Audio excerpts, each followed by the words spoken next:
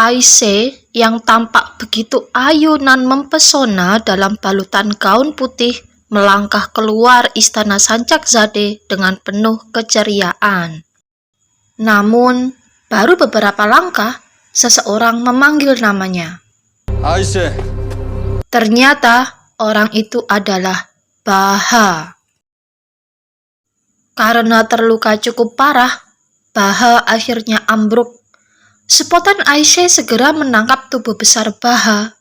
Dengan langkah berat, Aisyah segera membopong tubuh Baha bersembunyi agar tidak diketahui masyarakat sekitar, terlebih keluarga Sancakzade. Namun begitu, tetap saja ada satu mata yang senantiasa mengawasi tingkah laku Aisyah dan Baha ini. Hande. Lagi dan lagi Hande. Tentu saja, karena dialah orang di balik lolosnya Baha dari penjara. Dengan handphone yang sudah dipasangi GPS, Hande akan selalu bisa memantau keberadaan Baha. Apa yang sebenarnya yang direncanakan Hande ini? Aisyah segera membawa Baha menjauh dari kediaman Sancakzade. Karena kedatangan Baha ini, pikirannya jadi kacau. Dia tidak tahu harus berbuat apa. Panggilan dari Farid terus ditolaknya. Keinginannya untuk mengungkapkan perasaannya pada Farid jadi musnah. Dia batalkan kencannya dengan Farid.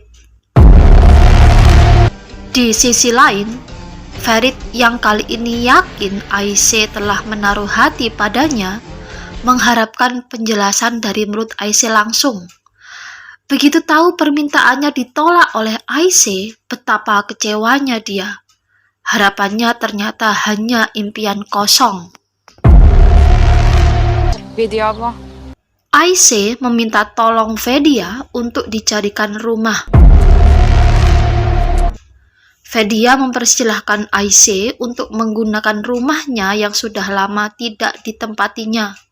Di rumah kosong itu, Aisyah merawat luka Baha. Sementara itu, di istana Sancakzade, Azadeh menerima laporan dari Kesban bahwa sebenarnya pernikahan Farid dan Aisyah hanya sebuah kontrak saja. Oleh karenanya, Azadeh segera mencari perjanjian kontrak antara Aisyah dan Farid. Namun, setelah mencari-cari di tiap sudut kamar, Azadeh tetap gagal menemukan surat itu. Di pihak lain, Farid yang dipenuhi rasa kecewa terhadap Aisyah mengaku pada Sinan bahwa pernikahan yang dijalaninya dengan Aisyah bukanlah pernikahan yang sebenarnya. Semua itu hanya settingan selama 6 bulan. Oleh karenanya, tidak ada cinta yang tumbuh antara dirinya dan Aisyah. Mendengar ini, Sinan tidak percaya karena yang dia lihat, Farid dan Aisyah saat ini sedang dimabuk cinta. Jadi tidak mungkin saja kalau pernikahan adiknya itu hanya permainan. Semua tinggal menunggu waktu menurutnya. Kembali ke Aisyah. Baha terus meyakinkan Aisyah agar dia bersedia melarikan diri dan hidup bersamanya. Dengan segala pengorbanan yang telah dilakukannya, Baha merasa pantas mendapatkan cinta Aisyah. Sebaliknya, Aisyah tentu menolak ajakan Baha. Dia merasa tidak pernah menjanjikan sesuatu pada Baha. Hubungannya dengan Baha dianggapnya tidak lebih hubungan kakak beradik.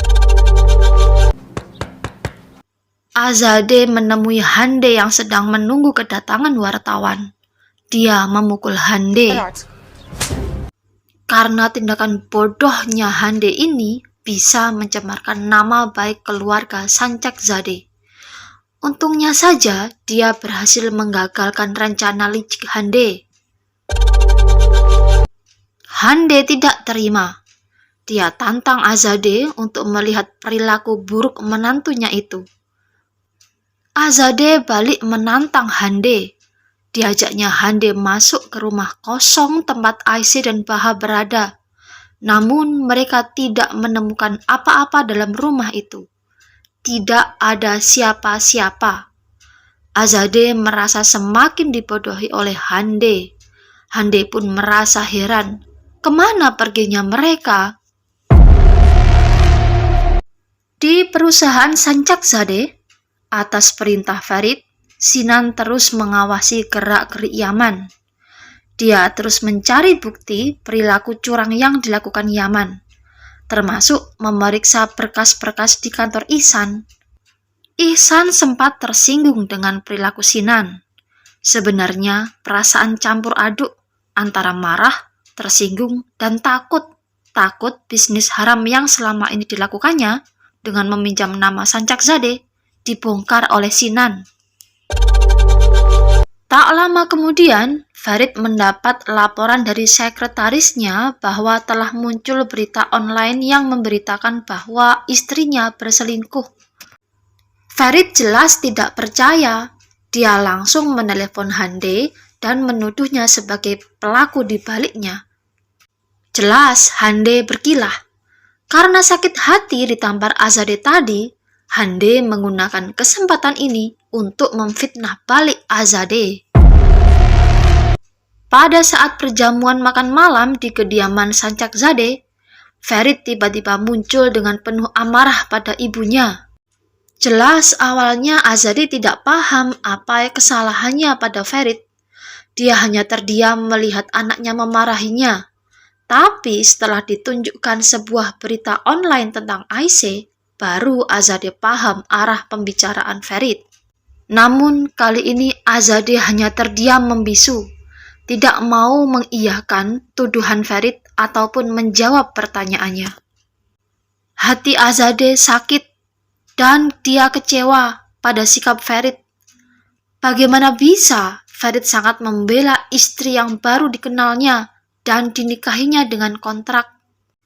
Mendengar kata kontrak, kembali Farid tersulut emosi. Ditunjukkannya surat perjanjian kontrak yang ditandatanganinya dengan Aisyah. Dan dari sini, Azadeh mengetahui bahwa surat itu adalah surat pemisahan harta saja. Azadeh sedikit bisa tenang dan puas, tapi hatinya tetap sakit. Sakit karena anak yang disayanginya dan dibelanya justru lebih banyak menentangnya. Justru tidak memilihnya, malah memilih wanita lain. Kenyataan ini sangat menyakitkan hati Azadeh. Lalu, bagaimanakah hubungan Farid dengan ibunya selanjutnya? Ikuti terus kelanjutan drama Turki Kalp Yarasi hanya di channel Rani Muntasari. Jangan lupa klik, like, share, dan komen agar channel ini bisa terus berkembang. Bye-bye.